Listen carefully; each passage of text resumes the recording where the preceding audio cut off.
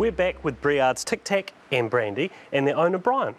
Now Brian, what are some typical characteristics of Briards? A French actress once described them as heart wrapped in fur, and a child described them as people, not dogs. Oh, great family pet. But what about their hair? Given it's so long, do they require a lot of grooming?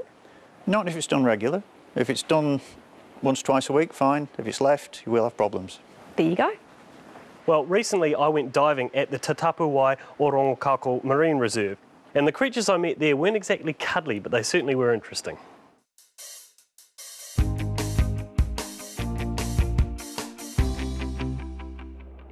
New Zealand's first marine reserve, Cape Rodney, Okakari Point Marine Reserve, was established in 1975 and was one of the world's first no-take marine reserves. In a marine reserve, all marine life is protected. There are now over 30 marine reserves in New Zealand waters. One of these is Tatapuwai Orongokako Marine Reserve, nestled on the east coast of the North Island and approximately 16 kilometres north of Gisborne. This reserve protects almost 2,500 hectares of our coastline. Established by the Department of Conservation and local iwi, Ngāti Konahi, in 1999, it's a classic example of a marine environment on the mend. Today I'm meeting with local tribal representative, Amaho Maxwell. Welcome, welcome. Well, yeah, Cheers, it's worth walking up here. Pretty special spot. Yeah, look what we've got to look at. So yeah, this is Tatapuwai Orongokako Marine Reserve. But like the warriors of the Māoris in the old days, you know, when they got beaten up, they had to rebuild their numbers. So that's what our crayfish have done in the reserve over the last 10 years. So sure. We're seeing sort of good numbers coming out of there now. So why has this particular place been chosen for the marine reserve? Well, probably out of this one, noticed that there was a lot of people coming here from out of this area. It was accessible to the public, you know, and one thing Kanohi, the people of Ngāti Kanohi wanted to show was that, you know, we don't want it for ourselves, we're definitely out there to share it, because we think a co-management thing here is a good idea, it's not a bad idea. So if I'm going to get my dive gear on and get out there, what sort of things am I going to see?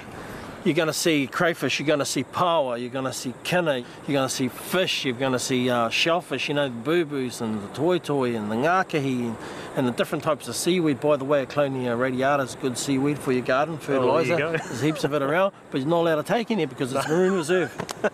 Anyway, the best way for you to find out is to get down there and get on in there and check it out for yourself, right? Go with our blessings. Yeah, thanks for your time. Nice Take meeting care. you. The great thing about New Zealand's marine reserves is that they are fascinating habitats to explore. While Rongokako is a marine habitat still on the mend, it's home to a growing number of familiar but intriguing sea life. Here we go then. The marine reserve is special, containing 8 marine habitat types, including inshore reef, rocky intertidal platforms and sediment flats that are representative of the marine landscape along this coast.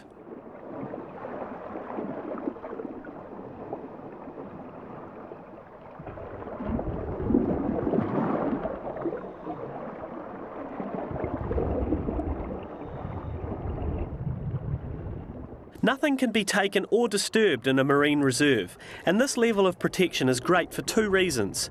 There's more to see, and what you're seeing often isn't afraid of you.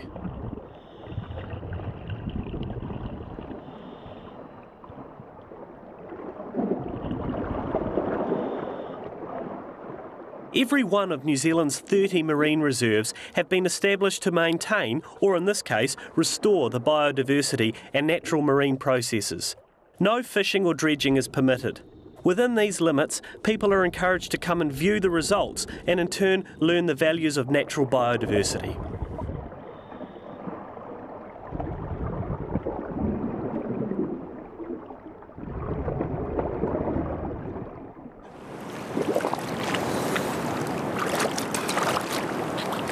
Well, it's certainly good to see an ecosystem on the mend. There is a lot of life out there, and knowing that reserves like this are slowly stocking up with sea life and it's going to spread out into the bigger area.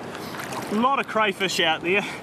Very tempting to want to stick one in your catch bag, but obviously we're not going to do that. Maybe I'll have to go for a dive down the road and see if I can find one that's gone for a wander outside the reserve.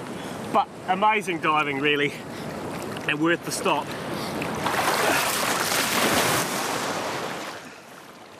The hope for all marine reserves, like Rongokako, is that one day the sea life stocks will overflow beyond the reserved zone for all to enjoy.